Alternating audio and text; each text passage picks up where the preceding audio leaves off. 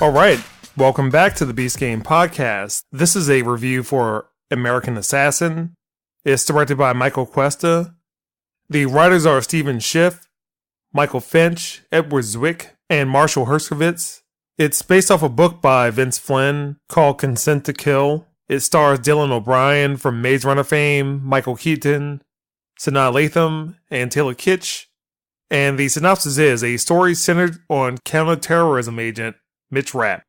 So the movie starts off with the guy who proposes to his girlfriend in Dubai. Then there's a terrorist attack. She's killed in the process by one of the attackers right in front of him.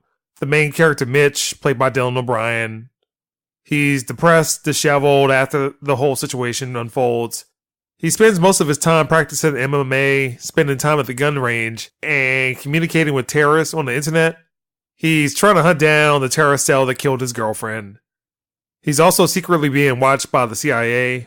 He arranges a meeting with the terrorist cell. Right when he thinks he's about to kill the leader of the terrorist cell, a Navy SEAL team comes in and eliminates them.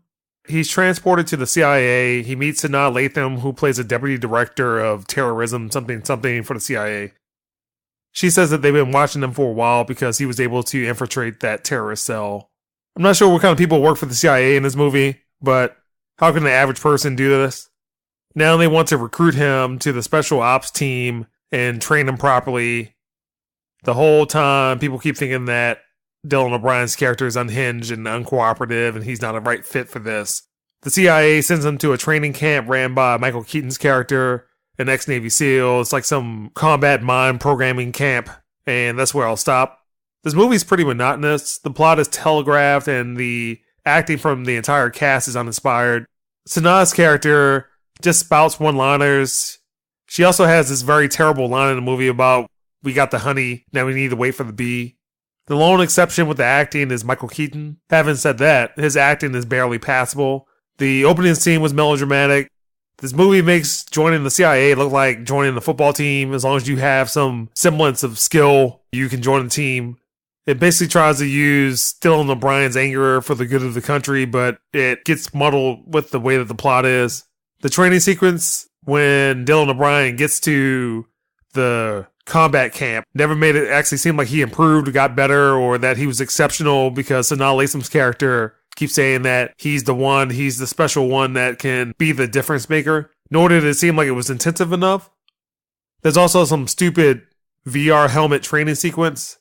The film does a lot of globe hopping, and it doesn't go to any interesting locales. The editing for the fight and action scenes are atrocious. I also need to call out Taylor Kitsch in this movie. Though I like him as an actor, you could probably have picked a better role than this one. This film is a bad version of Jason Bourne. The whole movie hinges on a former recruit that goes rogue, and Dylan O'Brien's character is there to stop the attack that the rogue recruit goes on. So, having said that, this movie gets a 2.5. It's bland. How does this movie have 4 writers and it's completely void of any sense that someone actually put some effort into it? That's confusing. I also didn't get Taylor Kitsch's character's beef with everything that was going on. I'm not sure why they didn't focus on that a little bit more, but it just didn't work out.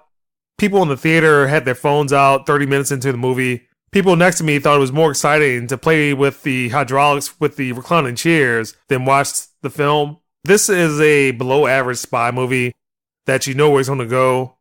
Since it's based off a book, that seems like this might be better than this movie. This movie is cable level, and it's something that you would watch on the weekend while you're cleaning. And that's the Beast Game Podcast. You can find more of our podcasts at beastgame.com, iTunes, Google Play, Stitcher, TuneIn, iHeartRadio, Twitter, Facebook, and YouTube.